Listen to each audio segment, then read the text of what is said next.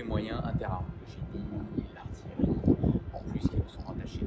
Et pour nous, il s'agit vraiment de nous préparer et d'être aussi contrôlés, puisque c'est aussi un des bases d'ici notre passage en rotation.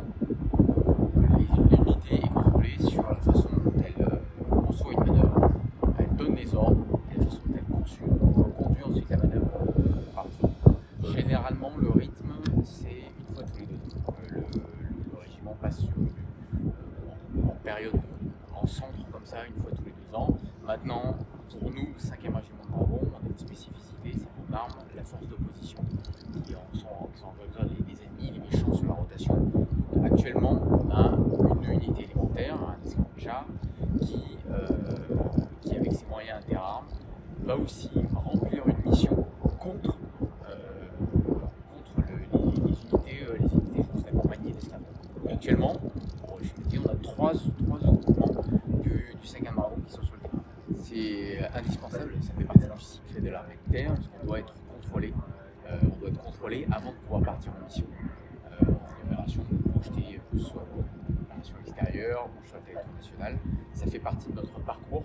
Le contrôle fait partie de nos points de passage obligés, on va dire. Mais c'est pareil aussi pour l'état-major du régiment, qui sera contrôlé début 2024. Et c'est pour nous une occasion de nous entraîner également aussi. On a déployé les véhicules de poste de commandement que vous avez ici.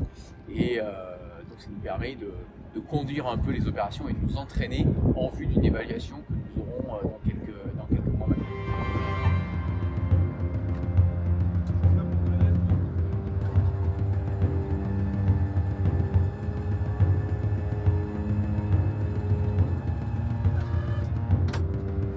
Ces analystes sont également là pour les conseiller, les guider, les faire progresser tout au long de la semaine. Voilà. On est vraiment sur une volonté de progression pédagogique. On n'est pas là que pour sanctionner en attribuant une note de manière arbitraire. L'idée, c'est vraiment de faire progresser les gens, leur expliquer en quoi ils ont été bons, en quoi ils ont été mauvais, de façon à ce qu'ils sortent au final meilleurs que le premier jour où ils ont commencé leur exercice. Il y en a à peu près une 60aine qui sont utilisés pour analyser et au final contrôler l'unité qui vient. Voilà. Vous avez également les paramètres de la façon dont la logistique va être prise en compte, la menace chimique, la façon de concevoir les ordres, la façon de l'exécuter, la pugnacité des troupes au combat. Et bien tout ça, ce sont des paramètres différents qui sont analysés ici au Centre.